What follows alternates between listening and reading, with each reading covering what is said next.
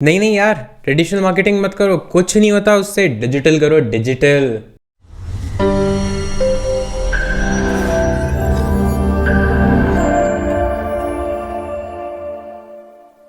Hey everyone, मेरा नाम राहुल है और आप देख रहे हैं माय ऑनलाइन मास्टर।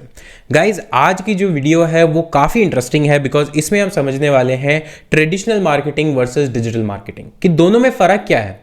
भाई, जो हम ओल्ड टाइप मार्केटिंग करते थे या फिर ऑफलाइन मार्केटिंग करते थे और अब जो ऑनलाइन मार्केटिंग करते हैं या डिजिटल मार्केटिंग करते हैं, दोनों में फ़र्क क्या है, क्यों करनी चाहिए। अगर फ़र्क समझ में आएगा तभी आप उसकी इंपॉर्टेंस समझ पाएंगे।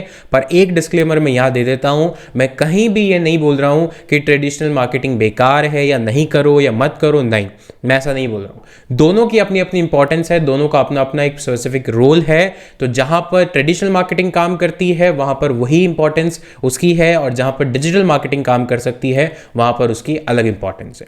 तो देखिए, यहाँ पर मैं आपको समझाने के लिए पूरे इस वीडियो को 5 स्टेप्स में डिवाइड करूँगा, 5 डिफरेंसेस में डिवाइड करूँगा, जिससे आपको ईजी होगा समझने में। डिफरेंस नंबर 1, ट्रेडिशनल मार्केटिंग या ऑफलाइन मार्केटिंग जो है उसमें आप पैम्पलेट छपवाते हैं, बिल बोर्ड होर्डिंग लगवाते हैं, न्यूज़पेपर में ऐड देते हैं, बस स्टैंड पर ऐड देते हैं, इस तरह के मीडियम यूज़ करते हैं अपने प्रोडक्ट को एडवर्टाइज करने के लिए।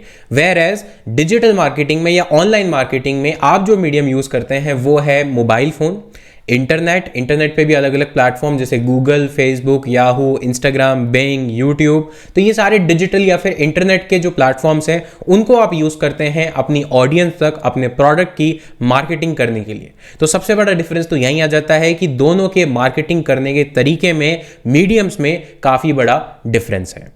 डिफरेंस नंबर 2, ट्रेडिशनल मार्केटिंग जो है उसके लिए आपको अच्छा खासा पैसा चाहिए। अगर आपने तय किया है कि आप न्यूज़पेपर में ऐड देंगे तो भी उसके लिए आपको एक अच्छा खासा अमाउंट चाहिए। इवन चाहे आप अपने सिर्फ शहर में दें तो भी आपको एक अच्छा खासा अमाउंट चाहिए। चाहे पैम्पलेट बंटवाएं, होर्डिंग लगवाएं, कुछ भी करें, यानी कॉस्ट इफेक्टिव नहीं होती है। ट्रेडिशनल मार्केटिंग के लिए आपको अच्छा खासा पैसा चाहिए, जबकि दूसरी तरफ डिजिटल मार्केटिंग में या फिर ऑनलाइन मार्केटिंग में ऐसा नहीं है।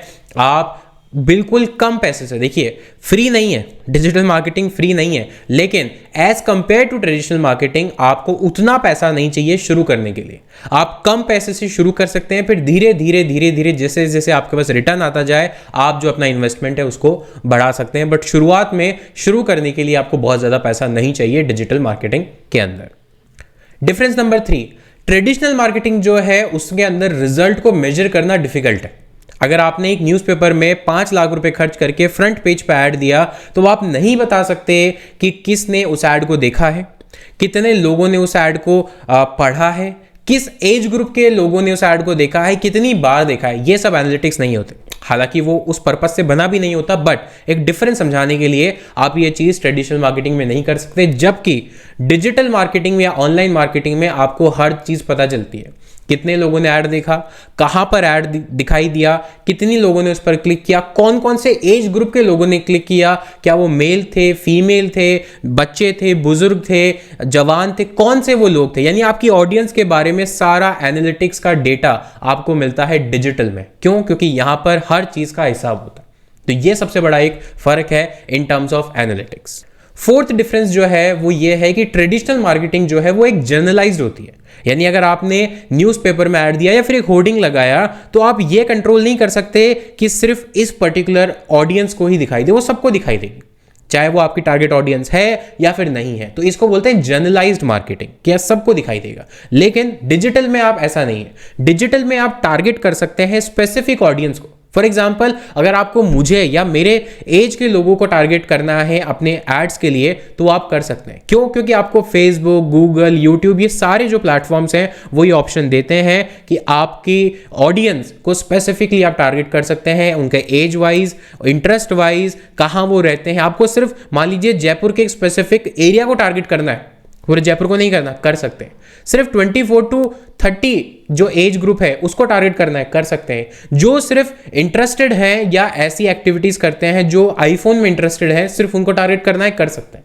तो ये हुआ डिटेल टारगेटिंग, जबकि ट्रेडिशनल में जनरलाइज्ड मार्केटिंग होती है, डिटेल मार्केटिंग नहीं होती। बहुत डिफिकल्ट है उसको करना। एंड सबसे last but important difference number 5, जो रिजल्ट है ट्रेडिशनल मार्केटिंग का वो आपको इमीडिएट पता नहीं चलेगा। मान लीजिए कि आपने पैम्पलेट डिस्ट्रीब्यूट करवाए सुबह सुबह न्यूज़पेपर के अंदर रख के, अब उसका रिजल्ट शायद आपको तब पता चलेगा जब कोई कॉल करेगा, या फिर 2 दिन बाद कभी उसने देख लिया पर आज कॉल नहीं किया, कल किया, या आज देख लिया पर कॉल नहीं किया, उसने सिर्फ नंबर सेव करके रख लिया। तो ये सारी चीजें आपको रियल टाइम में नहीं पता चलेंगी, आपको सिर्फ कॉल आएगा या कोई स्टोर पे आके बोलेगा कि हमने आपका ऐड देखा है तो पता चलेगा, पर रियल टाइम में नहीं चलेगा।